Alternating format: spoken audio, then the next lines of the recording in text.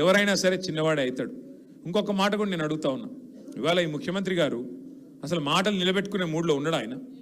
ఆయన ఎంతసేపు ఆయన తమ్ముళ్ళు, ఆయన కుటుంబము, ఆయన పార్టీ వాళ్ళు, ఆయన మంత్రులు ఎట్లా దోచుకోవాలా, ఎట్లా దాచుకోవాలన్న తప్ప ప్రజలు, సంక్షేమము, హామీలు ఇవేవి లేవు. ఉన్న పరిశ్రమలే పారిపోతున్నాయి. మరి ఇప్పుడు తుపాకులు పెడితే ముఖ్యమంత్రి గారి దగ్గర మనిషో లేకపోతే మంత్రి గారి పిఎన్ఓ పిఎస్ఓ తుపాకులు పెడితే పారిశ్రామికవేత్తలకు వస్తాయా పెట్టుబడులు రాష్ట్రానికి? అందుకే నేను అంటున్నా, ఈ రాష్ట్రం ఇవాళ రౌడీ షీటర్ల పాలైంది. మీరందరూ చిన్న వ్యాపారులు. మరి జూబ్లీ హిల్స్లో నిలబడ్డ కాంగ్రెస్ ఆయన గురించి కూడా మీకు తెలిసే ఉంటుంది, వాళ్ళ కుటుంబం గురించి. మరి రేపు మీ దగ్గరకు వచ్చి ఛాయ్ తాగి ఇడ్లీ తిని రైట్ తమ్మి అని వెళ్ళిపోతారు. బిల్లు కట్టుడు లేదు. ఇది నేను చెప్తున్నా, రాసుకోండి. ఇది పక్కా జరుగుతుంది. నేను చెప్పేది అది ఉత్తుతా చెప్తలేను. గసంటోళ్ళు వాళ్ళు నీకు ఇస్తాను రా భయ్, నేను ఎట్లా ఏమనుకున్నావు, నేను మరి కోను మాలూం అని మొదలవుతుంది. మరి ఆలోచించుకోండి. ఇప్పటిదాకా ఆ పరిస్థితి లేదు తెలంగాణలో. ఇప్పుడు మరి గసంటోల్లో కోటేస్తే బరాబర్ గదే పని అవుతుంది. రౌడీ షీటర్లు, మరి నేర చరిత్ర కలిగిన వాళ్ళు, ఇవాళ ఇష్టం వచ్చినట్టు బెదిరింపులకు మాత్రమే నమ్ముకొని బతికేటోళ్ళు, వాళ్ళని గెలిపిస్తామా? హైదరాబాద్ లాంటి మహానగరంలో, చైతన్యం ఉన్న నగరంలో ఆలోచించండి. ఈ గూండాలను, హఫ్తా వసూలు చేసేటోళ్లను ఎక్కడ పెట్టాలనో అక్కడ పెట్టకపోతే నష్టపోయేది మేము కాదు, మీరే నష్టపోతారనే మాట నేను గుర్తు చేస్తా ఉన్నా. ఇవాళ జూబ్లీ హిల్స్లో జరుగుతున్న పోటీ ఏదైతుందో రెండే దీని మీద జరుగుతున్నది. కారు కావాలన్నా, బుల్డోజర్ కావాలన్నా ఆలోచించుకోండి. కారు కావాలంటే బీఆర్ఎస్ కోటేయాలి. ఇక మీ ఇంటికి బుల్డోజర్ రావాలంటే మాత్రం తెల్లారి మీరు కావాలంటే ఇక కాంగ్రెస్ పార్టీ కోటేసుకోవచ్చు. వాడు బుల్డోజర్ పంపుతాడు, తర్వాత మమ్మల్ని అనకూరి. ఎందుకంటే కత్తి ఒకరికి ఇచ్చి యుద్ధం ఇంకోని చేయమంటే ఆడికెళ్ళి చేస్తాం. కత్తి వాడికి ఇచ్చి యుద్ధం నువ్వు చేయరాబాయ్ అంటే మేమేం చేయాలి? కాబట్టి మరి కత్తి మాకు ఇవ్వండి, ఓటు మాకు ఇవ్వండి. కత్తి అంటే ఆయన నిజంగా కత్తి ఇచ్చారు, మేము గుండగాలం కాదు. ఓటు నేను చెప్పేది. కత్తి అంటే ఆయన కూడా నిజంగా తలవారు తీసుకుని వస్తే అదో బాధ. ఓటేసి మాకు శక్తిని ఇవ్వండి. ఇచ్చినట్టయితే మీకు ఇచ్చిన మాట నిలబెట్టుకునే అవకాశం ఉంటుంది. మీరు చెప్పారు అన్న, మాకు జిఎస్టీ సమస్య ఉన్నది, మాకు ఇన్సూరెన్స్ సమస్య ఉన్నది, పోలీసుల వేధింపులు ఉన్నాయి, ఇవన్నిటికీ పరిష్కారం మా కుటుంబాలకు ఒక ధైర్యం దిక్సూచి మాకు ఒక సంక్షేమ బోర్డు ఏర్పాటు చేయమని చెప్పి తమ్ముడు అనిల్ చెప్తా ఉన్నాడు. నేను మీకు మాటిస్తా ఉన్నా, అసంఘటిత రంగంలో ఉండే కార్మికుల కోసం కేసీఆర్ గారు ఈ రోజు కాదు, 2004లో ఆయన లేబర్ మినిస్టర్గా ఉన్నప్పుడు ఢిల్లీలో, అప్పుడే అసంఘటిత రంగంలో ఉండే కార్మికులు అంటే సంఘటితం కాని వాళ్ళు, ఒక దగ్గరికి రాని వాళ్ళు, ఒక ముద్దకు రాని వాళ్ళు, వాళ్ళ కోసం కేసీఆర్ గారు ఆనాడు 2004లో అంటే 21 సంవత్సరాల కిందట అర్జున్ సేన్ గుప్తా అని ఒక పెద్ద ఎకానమిస్ట్, ఆయన నాయకత్వంలో ఒక కమిటీ వేసినారు. ఆ కమిటీలో మన ప్రొఫెసర్ జయశంకర్ గారు కూడా ఒక సభ్యుడిగా ఆనాడు 2004లోనే కేసీఆర్ గారు కార్మిక శాఖ మంత్రిగా ఆ కమిటీ వేసినారు.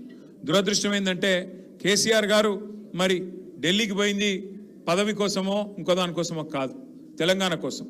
ఎప్పుడైతే కాంగ్రెస్ తెలంగాణ ఇయ్యదు అని తెలిపోయిందో ఆయన మంత్రి పదవి రాజీనామా చేసి బయటకు వచ్చేసిండు. ఆ అసంఘటిత రంగం కోసం వేసిన ఆ రిపోర్టు, ఆ బృందం ఎక్కడో పోయింది. ఆ తర్వాత మన చేతుల్లో లేకుండా పోయింది. లేకపోతే 20 ఏళ్ల కిందటనే ఇప్పుడు మీరు అడిగే విధంగా హోటల్ కార్మికులు కానీ, అసంఘటిత కార్మిక రంగంలో కార్మికులకు కానీ ఎప్పుడో కేసీఆర్ గారు 20 ఏళ్ల కిందట్లే న్యాయం చేసేటోడు. నేను మీకు మాటిస్తా ఉన్నా, పోయిన 10 ఏళ్లలో మరి మనం అనుకోకుండా ఈ విషయంలో ఒక నిర్ణయం తీసుకునే అవకాశం రాలేదు. తప్పకుండా నేను మీకు మాటిస్తున్నా, ఒకవేళ మనం మాటిచ్చిన తర్వాత ఈ గవర్నమెంట్ కనుక ముందుకొచ్చి ఏర్పాటు చేస్తే సంతోషం, వాళ్ళతో పని చేయిద్దాం. లేదంటే మీకు తెలుసు, నాకు తెలుసు, రేవంత్ రెడ్డికి కూడా తెలుసు, 2 ఏళ్లలో తిరిగి కేసీఆర్ గారి ప్రభుత్వం రాబోతున్నది, పక్కా వస్తుంది. పేదవాడి కడుపు కొట్టిన ఏ ప్రభుత్వం నిలవదు, పేదవాడిని గోసబుచ్చుకున్న ఏ ప్రభుత్వం నిలవదు, రైతుల కంట కన్నీళ్లు పెట్టించిన ఏ ప్రభుత్వం కూడా నిలవదు. అందుకే ఈ రాబందు ప్రభుత్వం పోతుంది, రైతు బంధు కేసీఆర్ గారి ప్రభుత్వం తప్పకుండా వస్తుంది. మీకు ఈ బోర్డు ఏర్పాటు చేసే బాధ్యత మేము తీసుకుంటామన్న మాట నేను విజ్ఞప్తి చేస్తా ఉన్నా. తప్పకుండా మీతో ఒకటే ప్రార్థన, మరి మన గవర్నమెంట్ రావాలంటే మీరు గుర్తుపెట్టుకోండి, ఎప్పుడైనా క్రికెట్లో నెక్స్ట్ బాల్ ఆడాలి, నెక్స్ట్ ఓవరు, ఆ నెక్స్ట్ మ్యాచ్ తర్వాత ఆడాలి. ఇప్పుడు నెక్స్ట్ బాల్ ఏమున్నది మనకు? సో ఇక్కడ జూబ్లీ హిల్స్ ఓటర్లు ఉంటే దయచేసి, హైదరాబాద్లో ఒక చిన్న పంచాయతీ ఉన్నది, ఒక షికాయత్ ఉన్నది నాకు మీతో. హైదరాబాద్లో ఉండే ఓటర్లతో బాధ ఏంటంటే మీరు ఓట్లకు రారు. పోలింగ్ రోజు అంటే మీరు ఏమనుకుంటారంటే హాలిడే అనుకుంటారు. హాలిడే సపరేట్ ఇంట్లో అనుకుందాం, లేదా సినిమాకి పోదామని వెళ్ళిపోతారు.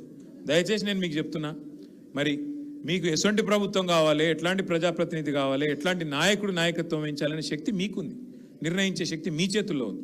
ఎలక్షన్ రోజు నేను ఇంట్లో వంట, ఎలక్షన్ రోజు నేను సినిమాకి పోతా, ఎలక్షన్ రోజు నేను సెలవు తీసుకుంటా, బయటకేటో పోతా దోస్తులతోని, కానీ మళ్ళీ తర్వాత బాధపడతా అంటే నడవదు.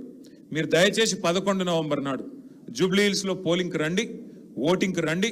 తప్పకుండా కారు గుర్తు మీద ఓటేసి పెద్ద మెజారిటీతో మాగంటి సునీత గోపీనాథ్ గారిని గెలిపించండి.